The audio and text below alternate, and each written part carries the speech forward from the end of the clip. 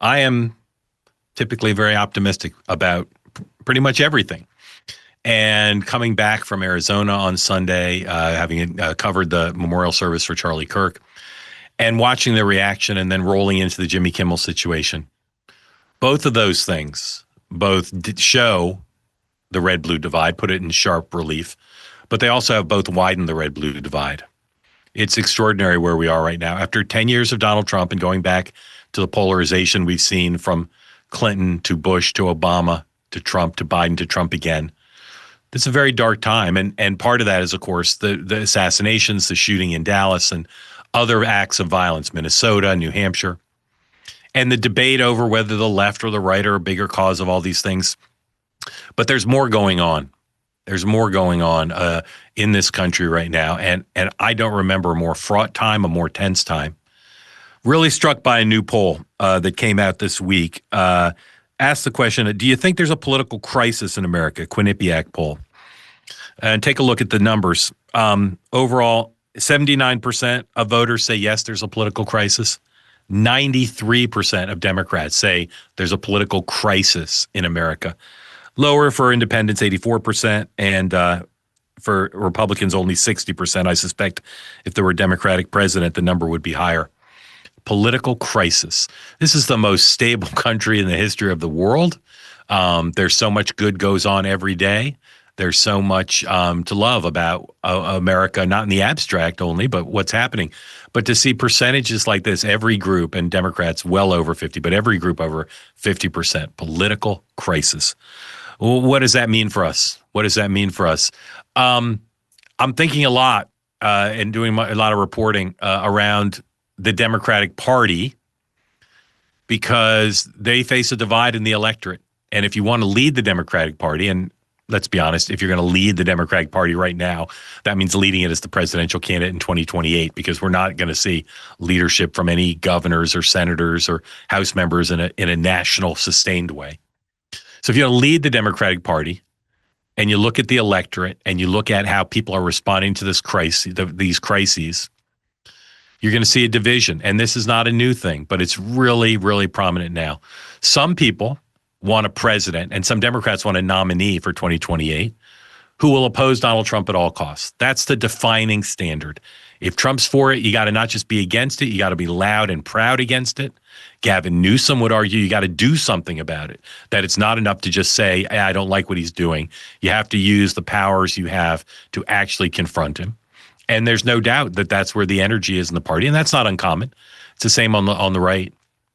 But then the internal mystery of our presidential campaigns for the last 20 years or so, 30 years really, is a lot of people in the country want someone who will unite us, who will bring the nation together. And if you look at starting in 1992, we had 3 straight 2-term presidents.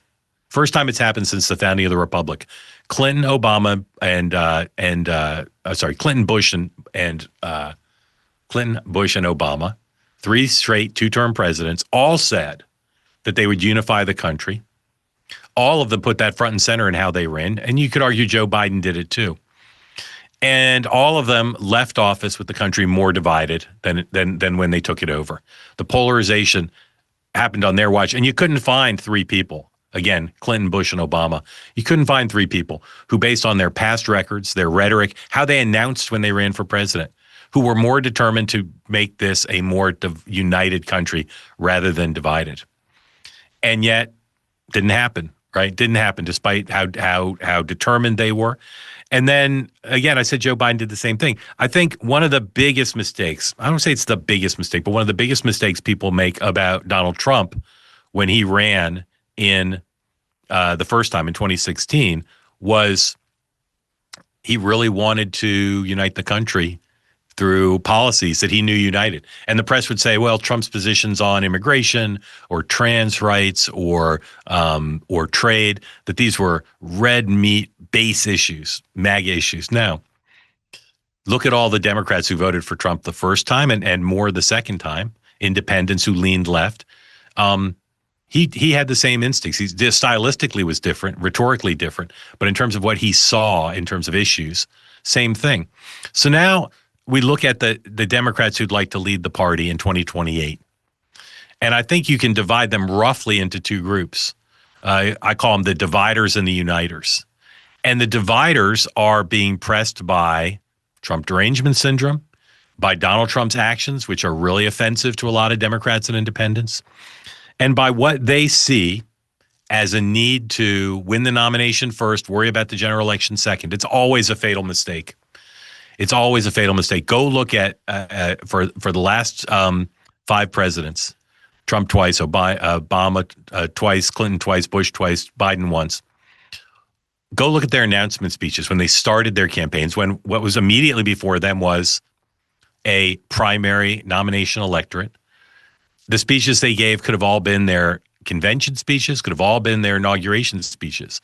They started the way they ended. And I think that's partly a big part of why they won. But what you have now in the Democratic Party is a couple of realities. First of all, the party is far to the left at where it was when Bill Clinton ran. And Bill Clinton ran to move the party further back to the center. But the Democratic Party was nowhere near as far left on a range of issues as it is now.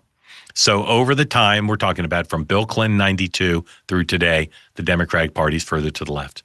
And then second is, for 10 years, the party has been defined as oppositional to Donald Trump and hasn't figured out, why does Donald Trump do well? Now, his approval rating is not the highest of anybody, to be sure. He lost one of the 3 races he ran, but they haven't figured out the puzzle. They have not figured out the puzzle. Why does Donald Trump win?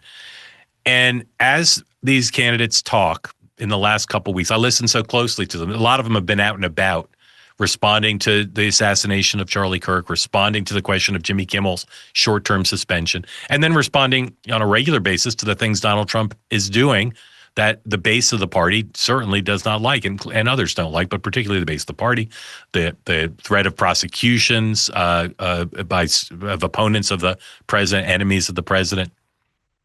Some of the other steps he takes that don't do more than violate norms, but in their view can be illegal. And then in the case of things like immigration, where the president's doing what he said he would do, or the tariffs where he's doing what he said he would do, they're just instinctively oppositional. So I want to talk about some of the Democrats as I've studied them and asked people to rate their chances. And I'll start with Governor Shapiro of Pennsylvania. Previously very well thought of as a potential nominee. His stock has gone down in part because people don't think he has the instinctive feel for the base of the party. And for those who say you can only run for the base or you can only run for the center, you got to do both. And the question is, can you convince the country, as Bill Clinton did and Barack Obama did and Joe Biden did, can you convince the country and your party that even though you talk about uniting, that you're still going to be a tough partisan and still fight? And can you make the tough partisans in your party say, well, that person maybe not as partisan, as much of a divider as I'd like, not as anti-Trump as I'd like, but I want to win the general election and know, based on the data that we see pretty much every 4 years, that whoever controls the center in the general election is going to win the election. Hey, everybody, I want to tell you a story about a guy named Leo Grillo. He was on a road trip and he came across a dog who was severely underweight, clearly in trouble. The Doberman was saved by Leo. He rescued him and he gave him the name Delta. Sadly, though, Delta is just one of many animals that needed help. That gave Leo the inspiration to start a group he calls Delta Rescue. It's the largest no-kill Care for Life animal sanctuary on the planet. Over the years, they've rescued thousands of dogs, cats, and horses from the wilderness, and they always do right by them. They give them shelter, love, safety, and a home. That dedication and everlasting love to animals, that is Leo's mission and his legacy. Delta Rescue relies solely on contributions from people like all of us to do their good work. So if you want caring for these animals to be part of your legacy, speak right now to your estate planner, because there are tax savings and estate planning benefits to giving to the organization. You can grow your estate while letting your love for animals live well into the future. Check out the estate planning tab on their website to learn more and to speak with an advisor there. We call dog man's best friend for a good reason. You can help those dogs who need it most. So please, right now, visit deltarescue.org today to learn more. Again, that's deltarescue.org.